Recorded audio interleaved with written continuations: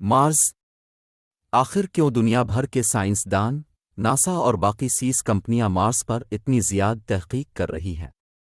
اور کیوں انسان کو مارس پر بھیجنے کی تیاری کر رہی ہیں؟ خیر، یہ سب ہم جانیں گے آج کی اس ویڈیو میں۔ اس سے پہلے اگر آپ ہمارے چینل پر نیو ہیں یا ان سبسکرائب ہیں تو پلیز چینل کو سبسکرائب کریں اور ویڈیو کو لائک کریں۔ اب ہم اپنے ٹاپک پر واپس آتے ہیں۔ میکانزم ایک قدیم آلہ ہے جس کے بارے میں خیال کیا جاتا ہے کہ پہلی صدی قبل مسیح میں تعمیر کیا گیا تھا۔ اس کا استعمال فلکیاتی واقعات جیسے سورج گرہن اور پلینٹس کی پوزیشنوں کا حساب لگانے کے لیے کیا جاتا تھا، مگر کچھ ایسا ہوا جس کی کسی کو امید بھی نہیں تھی۔ جوہانس کیپلر اور گیلیلیو گیلیلا جیسا کہ سائنسدانوں نے 17ویں صدی میں دوربین کا استعمال کر کے مارس کو مشاہدہ کیا ہے۔ انہوں نے دیکھا کہ لال ایک رنگ کا پلینٹ زمین سے تقریباً 225 ملین کلومیٹر دور سے اپنی اوربٹ میں گھوم رہا ہے۔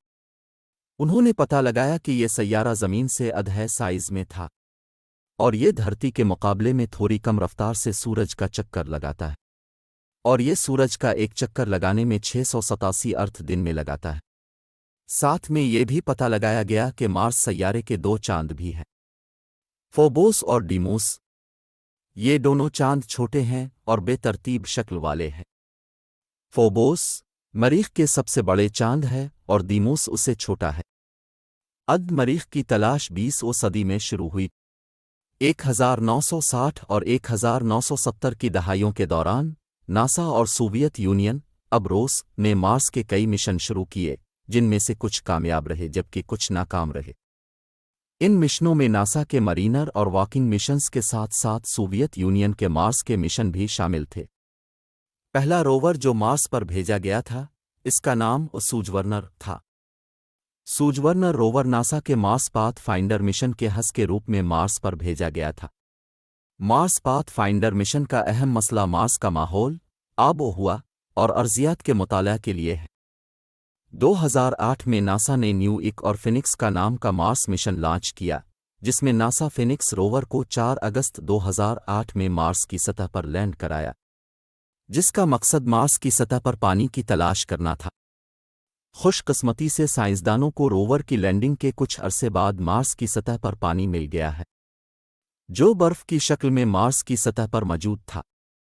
سائنسدانوں نے ساتھ میں یہ بھی پتہ لگایا کہ مارس کے پاس اپنا ایک ایٹماسفیئر بھی ہے اور اس کی رفتار ہماری زمین کی رفتار کے گھومنے کے برابر ہے، اور اس کے کئی علاقوں کا درجہ حرارت ہماری زمین کے درجہ حرارت کے برابر ہے۔ اس لیے سائنسدانوں نے سوچا کہ یہ ہمارے نظام شمسی کا واحد ایسا سیارہ ہے جہاں سے ہم انسانوں کو زمین سے نکال کر مارس پر بھیج سکتے ہیں۔ اس کے علاوہ بھی ناسا نے 2011 کو کیوریوسٹی روور اور 2020 کو پرسیورنس روور کو مارس کے لیے لانچ کیا، تاکہ مارس کے بارے میں مزید اور جانکاری حاصل کر کے انسان کو مارس پر بھیجا جائے اور اس کو انسانوں کے رہنے کے قابل بنائے۔ جب یہ بات ایلان مسک تک پہنچی کہ مارس کو انسانوں کی رہنے کا قابل بنایا جا سکتا ہے، تو ایلان مسک نے 2021 کو اعلان کیا کہ 2026 تک وہ انسانوں کو مارس پر بھیج دے گے اور 2030 تک مارس پر کالونیز بنا دی جائیں گی، اور مزید 12 سالوں میں مارس کو پوری طرح سے انسانوں کے رہنے کے قابل بنا دیا جائے گا۔ اس کا ماحولیاتی دباؤ 0.7% ہے۔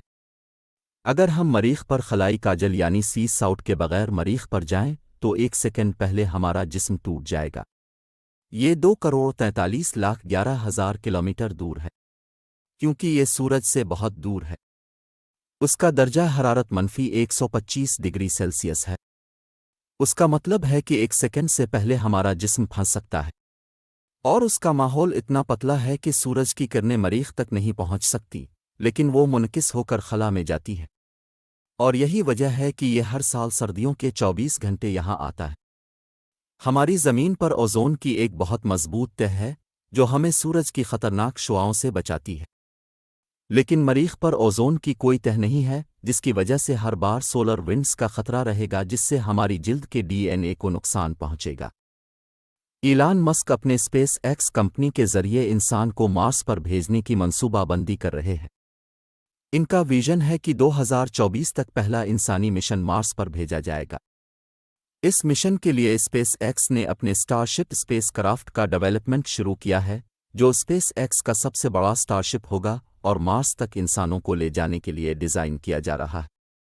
اسپیس ایکس کے اسٹارشپ خلائی جہاز کے ڈیزائن کے مطابق اب 100 سے 200 مسافروں کو ایک ساتھ مارس جیسے پلینٹ پر لے جایا جا سکتا ہے۔ اگر بات کیجیے اسٹارشپ کی رفتار کی تو اس کی رفتار بہت زیادہ ہے، لیکن فیول کو ضائع نہ کرتے ہوئے ایلان مسک کی کمپنی اسپیس ایکس نے اسٹارشپ کی رفتار ایک خاص اسٹیج پر سیٹ کی ہے۔ اس کا مطلب یہ ہے کہ اسٹارشپ کی رفتار نہ تو زیادہ ہوگی اور نہ ہی کم، یعنی اس کی اسپیڈ ہائی اور سلو کے مڈ پوائنٹ میں رہے گی، جس سے انسان آسانی سے زمین سے مارس تک سفر کر سکتے ہیں۔ اب آپ لوگ کرسی کی پیٹی باندھ لیں، کیونکہ ہمارا اسٹارشپ ارتھ سے پرواز بھرنے کے لیے تیار ہے۔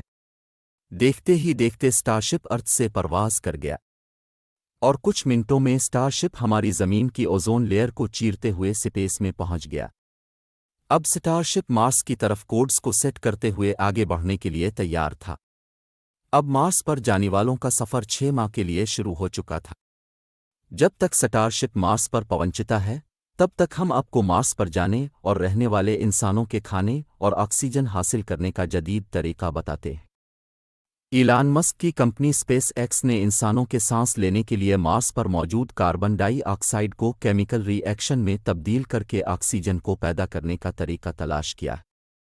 مارس پر پانی کی قلت کے لیے پانی کی ری سائیکلنگ کے نظام کو تیار کیا گیا ہے، تاکہ مارس پر رہنے والے لوگ پانی کی بچت کرنے کے لیے اور اس کا استعمال کریں۔ اس کا مطلب میں آپ کو آسانی کے لیے بتاتا ہوں۔ مارس پر جب کوئی انسان واش روم استعمال کرتا ہے تو واش روم کے اس پانی کو ضائع نہیں کیا جائے گا، بلکہ اسی پانی کو ری سائیکلنگ کر کے دوبارہ سے استعمال کے قابل بنائے گا، اور کھانے کے لیے مارس فوڈز پروڈکشن کا استعمال کیا جائے۔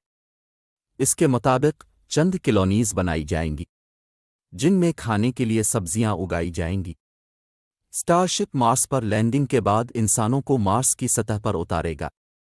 اس کے ایسٹروناٹس کالونیز بنانے کا کام شروع کر دیں گے۔ تب تک وہ مارس کی سطح پر رہنے کے لیے اسٹارشپ کے اندر ہی رہے گے۔ یہ تھا ہمارا آج کا لیسن۔ امید آپ کو یہ ویڈیو اچھی لگی ہوگی۔ اگر آپ کو اس مشن کی ڈیٹیل ویڈیو چاہیے تو کمنٹ کر دیں۔ ساتھ میں اس ویڈیو کو لائک اور پلیز چینل کو سبسکرائب کر دیں تاکہ ہر نیو آنے والی ویڈیو کا نوٹیفیکیشن آپ کو مل سکے۔